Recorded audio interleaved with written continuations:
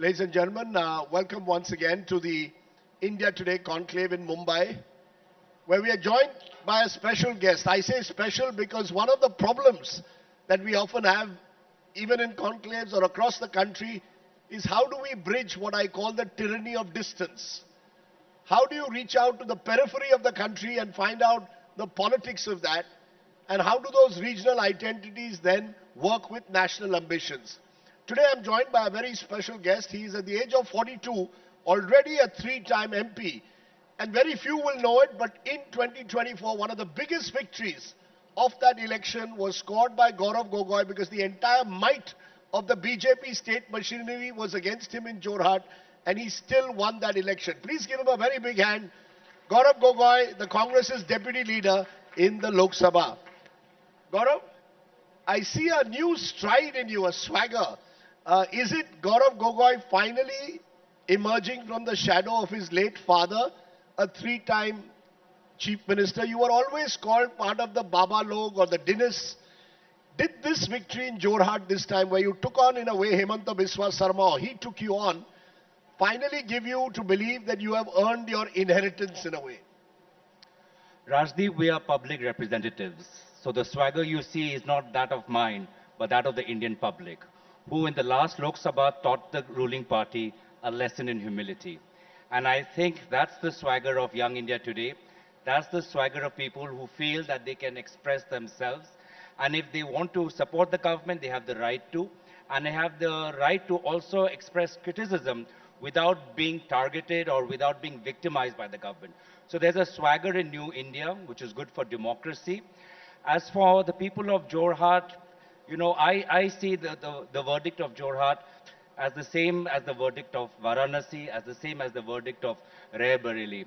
It was about people telling politicians, listen, stop dividing us and find solutions. Find solutions to the problems of unemployment, price rise, climate change, higher education. And if you don't find solutions, you will get punished. So I think if the last decade, Rajdeep, was about these strong leaders centralizing power across the world, this decade is about people taking back that power from those politicians. That's what's happened in Sri Lanka, that's what's happened in Bangladesh, and we saw a glimpse of that into 2024 Lok Sabha elections. That's an interesting way to put it, but Gaurav, I just want to say that when you came into politics in 2014, you'd come what? With a master's in public policy in New York University. And I still remember most people said, ye to Tarun Gogoi ka beta hai. Including Mr. Hemanta Biswa Sarma, who left the party soon after because he believed that the party was being handed over from father to son. Was there a shadow that dogged your political career for the last decade, which you believe you finally emerged out of? For the longest time, you were seen as Tarun Gogoi's son. You know, Rajdi, what I've learned from my father is that politics can be about uniting people. And that's what I saw in Assam. That politics united people and brought peace, as opposed to what you see in Manipur, which is politics dividing people and bringing about instability. I learned from him the value of staying humble and staying grounded.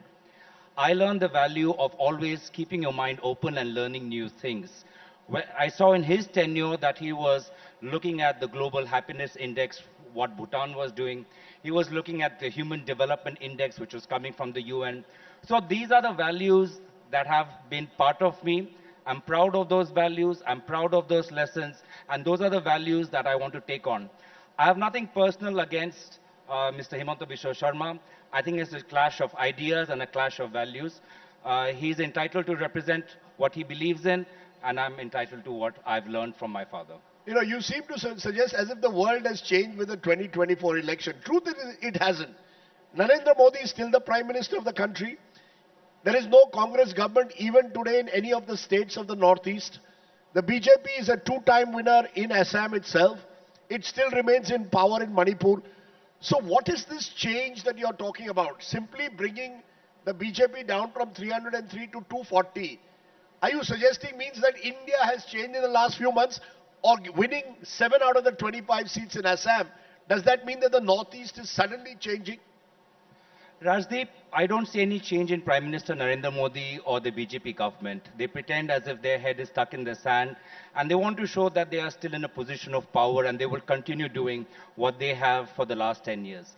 But what has changed is in the idea of people who thought that Mr. Modi would be this messiah-like figure who would, with a wave of his hand, wipe out all the solutions, who entrusted in this strong man, who believed in this idea that one strong party, without encumbered by coalition politics, would really find the solutions to India's problems.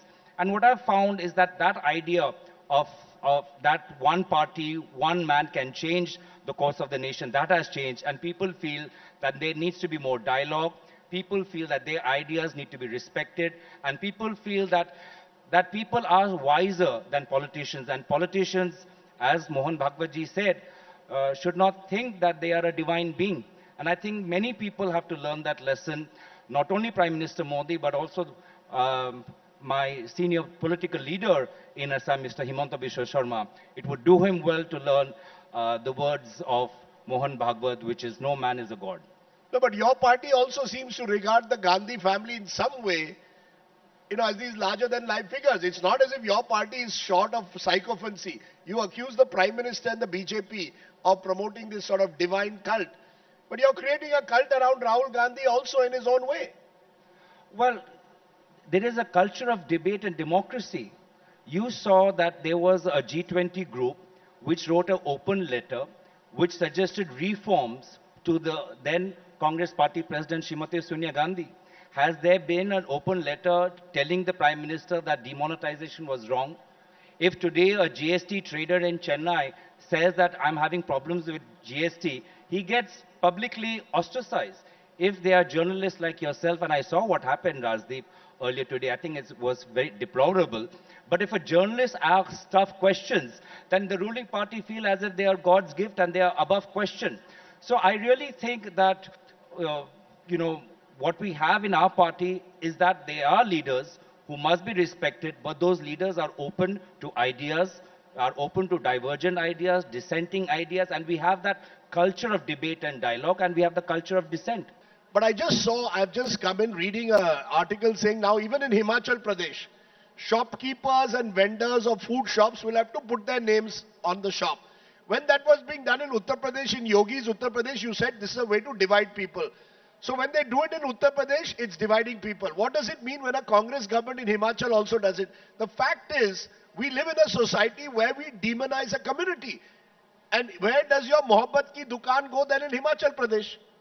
If you've seen what Vikramaditya Singh said in his press statement, he said that it was a bipartisan committee. And I think there are real issues in today's India that no one political party has a solution to. And the difference between UP that it was a unilateral action, whereas in Himachal Pradesh that came through a bipartisan consensus dialogue. And I think as long as we have that debate, I think as long as we have that process of dialogue, I think that's what differentiates and that's what we need. I think today politicians don't have the answers to climate change. They don't have the answers to unemployment. They don't have the answers to how technology is disrupting the world. And what we actually need is a form of bipartisanship. We need to come together and collaborate. Otherwise, we are just getting overwhelmed with all these problems, and it becomes therefore easier for the politician to rather divert the attention of the public through forms of division. It's very easy to distract and divide, and it's harder to think creatively and address the solutions to the problems of 21st century of the world and India. But the truth is, you're coming here on this show and saying bipartisan. You'll go to Parliament, you're a deputy leader. We see what happens in Parliament.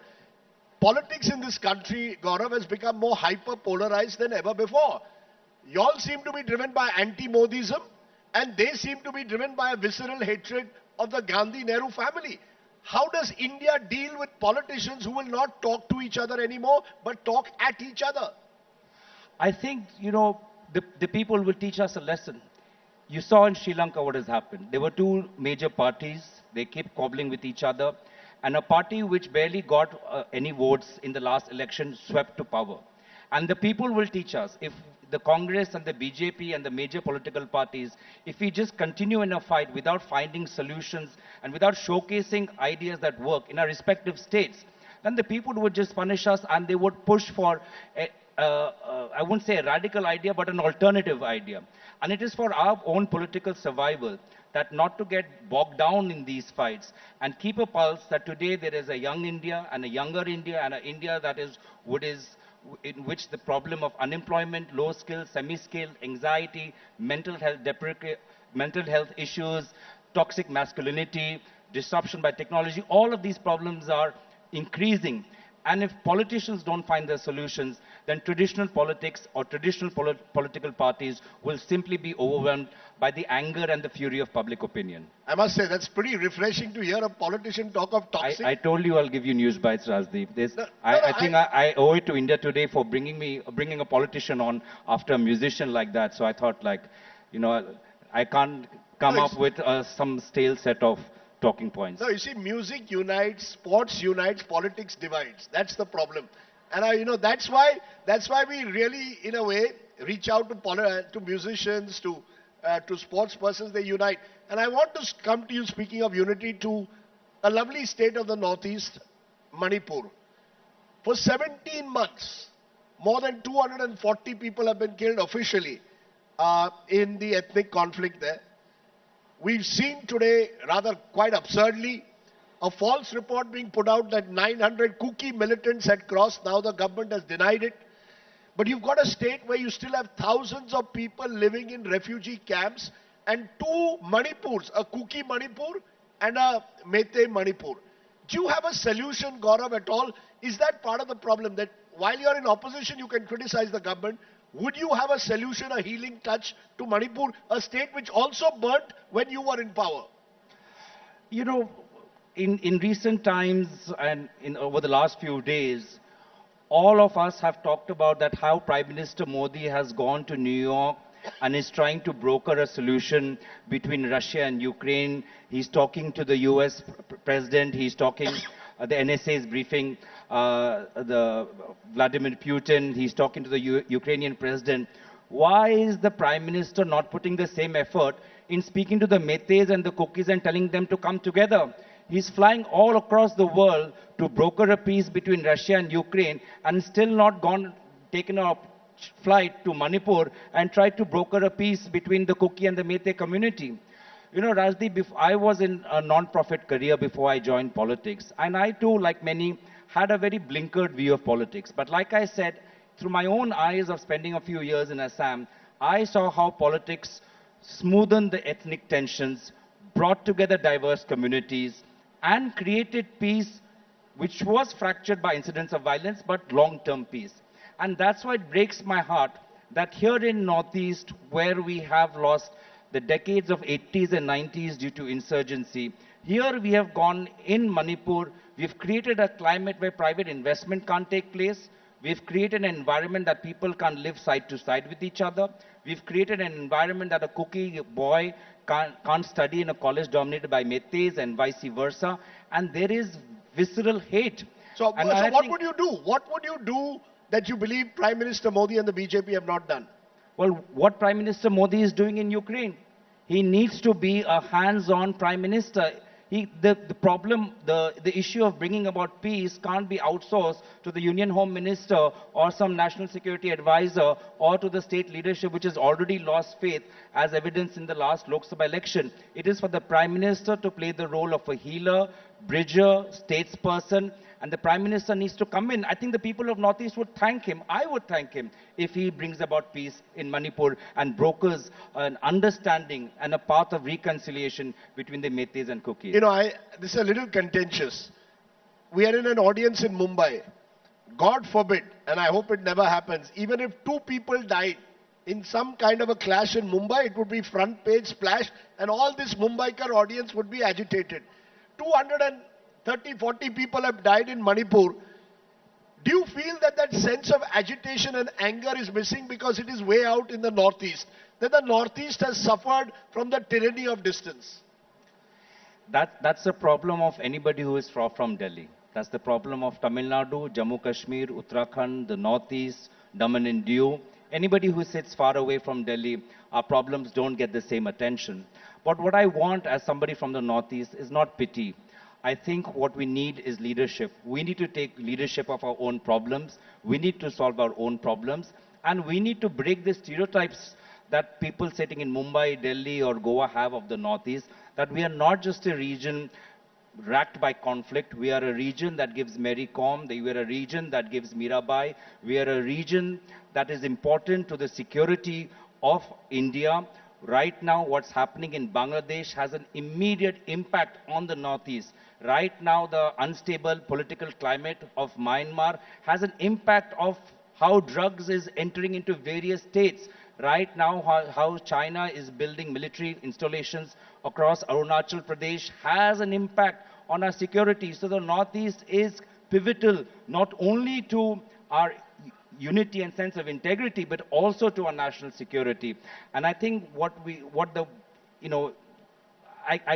I'm worried about, especially with the developments in Bangladesh, that we have seen that how rogue elements and non-state actors, which had their bases in Bangladesh in the past, created havoc, violence, and terrorized the people of Northeast. And I don't want that climate.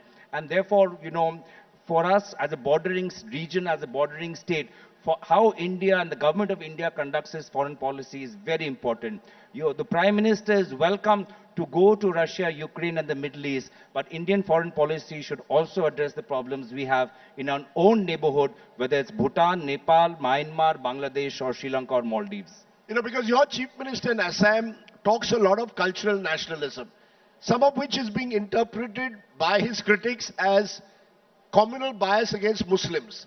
That somewhere, when he singles out Muslim vendors in a marketplace, when he says, I'm going to bring in laws that will ensure that Muslim marriages are brought within the civil code, you can't have a separate Sharia law. Would you concede that even in your state, there is a growing Hindu-Muslim divide? Ahomya versus non-Ahomya, Muslim versus Hindu divide? And how dangerous is that? Rajdeep, trust the people of Assam. They are much more wiser and smarter than Himanta Biswa Sharma. There are 2026 assembly elections. The people of Assam will teach a lesson to the BJP's politics of divide and rule. People of Assam are intelligent, cultured, civilized. We are passionate, we are emotional, we are sentimental. But the politics of Himanta Biswa Sharma and the current BJP dispensation is an anomaly to the culture of Assam. And it's also an anomaly to his own BJP party. He is playing divide and rule in his own party. After my victory in Jorhat, former party presidents of BJP were congratulating me. So I think the victory in Jorhat opened a can of worms in the BJP itself. And I think it's for them to answer. But as I told you in the beginning, trust the people of Assam. They see through this politics. They are much more wiser and smarter than the Assam Chief Minister. Am I talking to, therefore, someone who hopes to be the next Assam Chief Minister? The buzz is you're going to leave Delhi and move now to Guwahati till 2026. True? Well, I think it's very important that we win the assembly election of Assam. I think it's very important that we start in advance. I've said this in the past as well, that for our party, we should look at states going to election not only this year, but next year, 2026. I admire the fact that Rahul Gandhi ji has already given a target to the Congress party in Gujarat, that we must form the Congress party there. And I think we should have similar targets for all election-going states, including Assam, Kerala, Tamil Nadu, Gujarat, Himachal Pradesh, and all the other states subsequent. I'm going to get in my colleague Kaushik Deka, who heads a wonderful online portal, India Today Northeast. Kaushik, as a fellow Ahomya to your friend here, Gaurav Gogoi, what's your question, Kaushik? Could we get the mic? Is there a mic that we could give Kaushik? Hi, Gaurav. First of all, congratulations. Your victory was amazing. Kaushik has taken my first interview. First ever? My first ever interview in India Today. And I profiled him when he first landed in Guwahati. I have one complaint against India Today. They have done maybe 3 stories of me in the past, and it's the same tagline, sun rising, sun rising, sun rising. I think India Today needs to I feel for the next generation of politicians, they will also get sun rising, sun rising. So please come up with a creative No, no, after the way of first telling. complaint we changed. Only one. The first one that I did of him. And he taught me a lot about Assam also. We traveled together to various places and he's a wonderful foodie. You can ask him about food also. But Gaurav, Big having pav said bhaji fan. that, having said that, No, you make wonderful, the Assamese make some of the best pork curry. Yes, absolutely. You make very nice fish by the Brahmaputra. Rajdeep, you know Northeast very well. You keep traveling there. Please bring more friends from Bombay. I think the more they visit the Northeast, the more they'll start understanding and they'll start reporting and discussing. The only way of bridging this tyranny of distance is by actually traveling and seeing the beauty for your own, but through your own eyes. So just please get more influential friends from Bombay and Delhi to come to Northeast. Okay. yes, Kaushik? should be. So having said that, do you now feel that pressure because a large number of youth now see you as after your speeches in parliament, especially they see you as the future of Assam and there is a projection that you are going to be Himanta Biswa Sarma's prime rival. Now Congress has found a face. At the same time, you also face this problem of being an Ahom face. You know the typical Ahom versus Upper Assam, Lower Assam. Lot many conflicts are coming in and the polarization is happening, Hindu versus Muslim. Congress is now being targeted as a Muslim party. So all these issues together, how would you like to project yourself to the people of Assam, particularly to the youngsters? Well, when I speak to young people, the number one issue is the quality of higher education. They feel that they're not getting enough money for scholarships. They feel that the infrastructure in today's universities is not up to the mark. And they feel that, whatever degree or skill that they're learning is not preparing them for industry. And I think that's, what I feel is that any future Congress government, whether in Assam or in Delhi, how do we talk about higher education in a way that prepares them for the industry and the changes in industry? You understand that we have a huge semiconductor investment through the Tata Group, but how much have we focused on engineering colleges in Assam? How much have we focused on teaching semiconductor courses? So we have to create that ecosystem. The only pressure I feel, Kaushik, is that, as I said, politicians across the world are struggling to find solutions to the economic inequalities, to the problems of unemployment, to the problems of climate change, to the disruptive role of technology, and the anxiety and frustration that is coming up as a result in all major ethnic and tribal communities. And that's the only pressure I feel that, when our turn comes, we need to have a constructive roadmap and a plan right from day one when we take power. Okay, so finally, a NYU graduate, Masters in Public Policy, comes and does politics in Assam, not the easiest place in the world. What's the best thing about being a young politician and what's been the most difficult thing for you?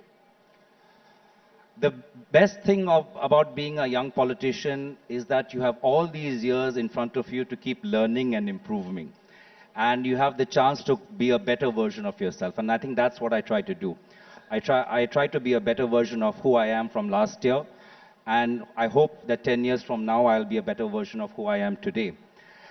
One change, I think, Rajdeep, you and I were talking, what change do you see between the old generation and the new generation? And I think what the old generation would do very well, and including my father and many people across all political parties, is invest time in building relationships. I think as a younger set of politicians, who've gone through various professional courses or have had some professional experiences, we simply don't invest that much time in building relationship. We try and manage our time to make sure that we do multiple things and multiple projects.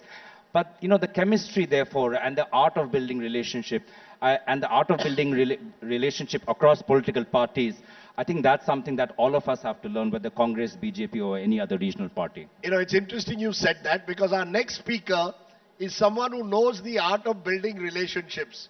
You've got Nitin Gadkari there. Is he the kind of politician you think should be a 21st century politician, knows the art of building relationships? Would you find him a good coalition builder, Prime Minister? There are people in the BJP that I admire. I admire the way Nitin Gadkari ji addresses the issues about road transport and addresses the MPs inside Parliament. I admired the way the late Sushma Swaraj was a fierce, combative leader of opposition.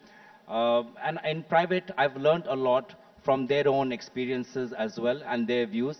And I think that's what politicians today, we need to understand, that neither they have the answers nor we have the answers.